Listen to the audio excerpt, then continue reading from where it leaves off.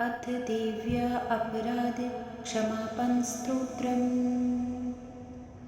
न मन्त्रं नो यन्त्रं तदपि च न जाने स्तुतिमहो।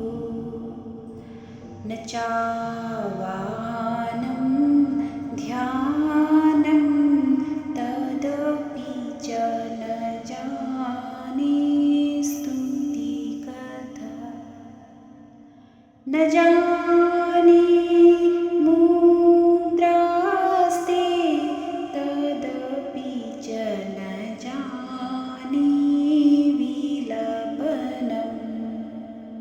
परं जाने मातस्तदनुसरणं क्लेशहरणम्। विधिराज्ञानेन द्रवीणविरहेण लसतया विधेया सख्या तव चरणयोर्याचितऋभु। तदेतत्क्षन्तव्यं जननि सकलो द्वारिणि शिवे। कुपुत्रो जायेत क्वचिदपि कुमाता न भवति। पृथिव्यां पुत्रास्ते जननि बहवः सन्ति सरलाः। परं तेषां मध्ये विरलतरलोऽहं तव सुतः।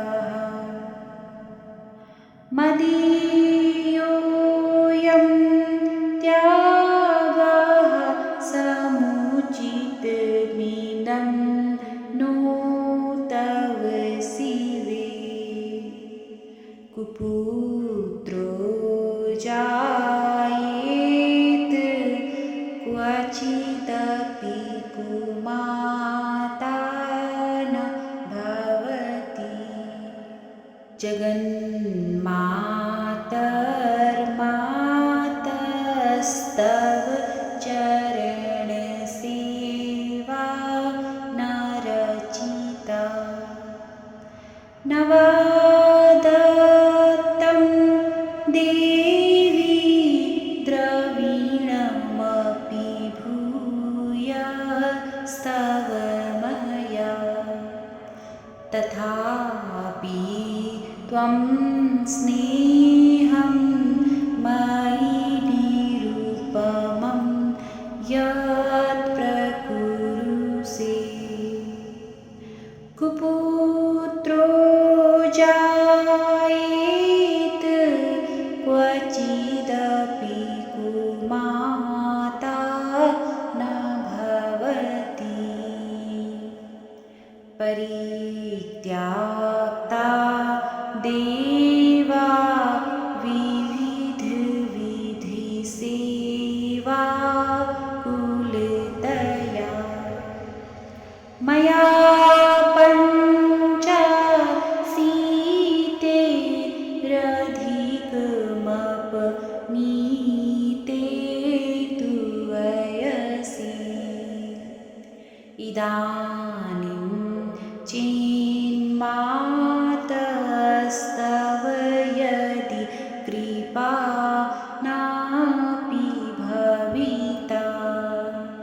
निरालम्बोलम्बोदरजननिकं यामि शरणम्। स्वपाको जल्पाको भवति मधुपाको निरातङ्को रङ्को विहरति चिरं कोटिकनके तवापर्णे कर्णे विशति मनुवर्णे फलमिदम् जनः को जानीते जननी जपनीयं जपविधु चिताभस्मालेपो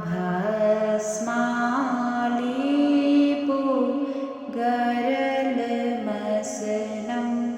दिक्पटधरु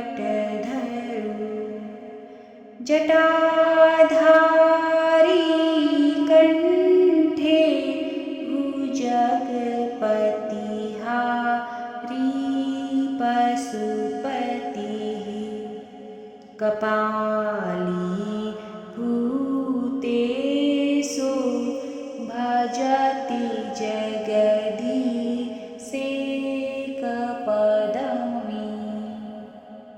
भवानी त्वत्पाणि ग्रहण परिपाटिफलमिदम्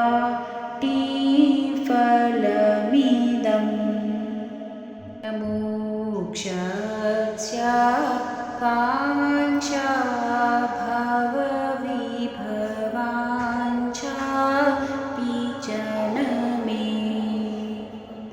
न विज्ञानापेक्षा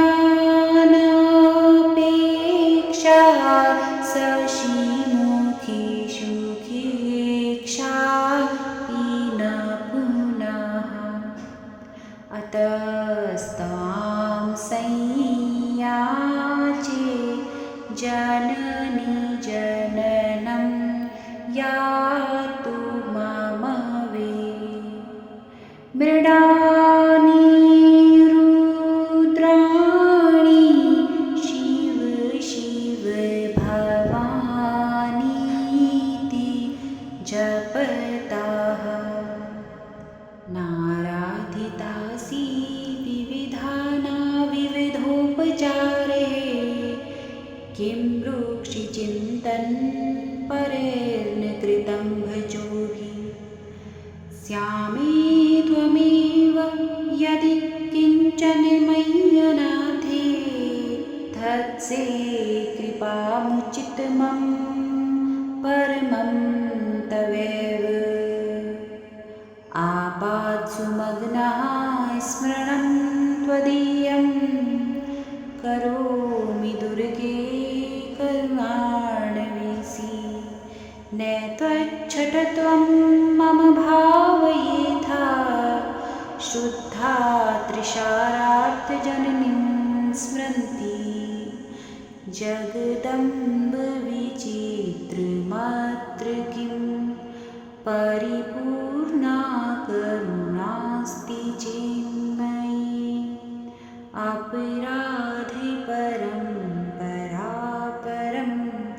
न हि माता समुपेक्षिते सुतं मत्समहापातकी नास्ति पापाग्नि त्वत्समानहि एवं ज्ञात्वा महादेवी यथा योग्यं तथा कुरु इति श्रीशङ्कराचार्य विरचितं देव्यो अपराधशमापनस्तोत्रम् ॐ तत्सत् ॐ नमश्चण्डिकाय श्रीदुर्गादेव्यै नमो नमः। माँ, मैं ना मंत्र जानता हूँ न यंत्र, अहो मुझे स्तुति का भी ज्ञान नहीं है, न आवाहन का पता है न ध्यान का, स्तोत्र और कथा की भी जानकारी नहीं है, न तो तुम्हारी मुद्राएं जानता हूँ और न ही मुझे व्याकुल होकर विलाप करना ही आता है, परंतु एक बात जानता हूँ, केवल तुम्हारा अनुसरण, तुम्हारे पीछे चलना, जो कि सब क्लेशों को, समस्त दुख विपत्तियों को हर लेने वाला है। सबका उद्धार करने वाली कल्याणमयी माता मैं पूजा की विधि नहीं जानता, मेरे पास धन का भी अभाव है, मैं स्वभाव से भी आलसी हूँ तथा मुझसे ठीक ठीक पूजा का संपादन भी नहीं हो सकता। इन सब कारणों से तुम्हारे चरणों की सेवा में जो त्रुटि हो गई है उसे क्षमा करना, क्योंकि कुपुत्र का होना संभव है किंतु कहीं भी कुमाता नहीं होती। माँ, इस पृथ्वी पर तुम्हारे सीधे साधे पुत्र तो बहुत से हैं, किंतु उन सब में मैं ही अत्यंत चपल तुम्हारा बालक हूँ। मेरे जैसे चंचल कोई विरला ही होगा। शिवे, मेरा जो यह त्याग हुआ है यह तुम्हारे लिए कदापि उचित नहीं है, क्योंकि संसार में कुपुत्र का होना संभव है किंतु कहीं भी कुमाता नहीं होती। जगदम्ब माता, मैंने तुम्हारे चरणों की सेवा कभी नहीं की। देवी, तुम्हें अधिक धन भी समर्पित नहीं किया, तथापि मुझ जैसे अधम पर जो तुम अनुपम स्नेह करती हो, इसका कारण यही है कि संसार में कुपुत्र पैदा हो सकता है किंतु कहीं भी कुमाता नहीं होती। गणेश जी को जन्म देने वाली माता पार्वती अन्य देवताओं की आराधना करते समय मुझे नाना प्रकार की सेवाओं में विग्रह रहना पड़ता था, इसीलिए 85 वर्ष से अधिक अवस्था बीत जाने पर मैंने देवताओं को छोड़ दिया है। अब उनकी सेवा पूजा मुझसे नहीं हो पाती, अतएव उनसे कुछ भी सहायता मिलने की आशा नहीं है। इस समय यदि तुम्हारी कृपा नहीं होगी तो मैं अवलंब रहित होकर किसकी शरण में जाऊंगा। माता अपर्णा, तुम्हारे मंत्र का एक अक्षर भी कान में पड़ जाए तो उसका फल यह होता है कि मूर्ख चंडाल भी मधुपान के समान मधुर वाणी का उच्चारण करने वाला उत्तम वक्ता हो जाता है। दीन मनुष्य भी करोड़ों स्वर्ण मुद्राओं से संपन्न होकर चिरकाल तक निर्भय विहार करता रहता है। जब मंत्रों के एक अक्षर के श्रवण का ऐसा फल है तो जो लोग विधि पूर्वक जप में लगे रहते हैं उनके जप से प्राप्त होने वाला उत्तम फल कैसा होगा, इसको कौन मनुष्य जान सकता है।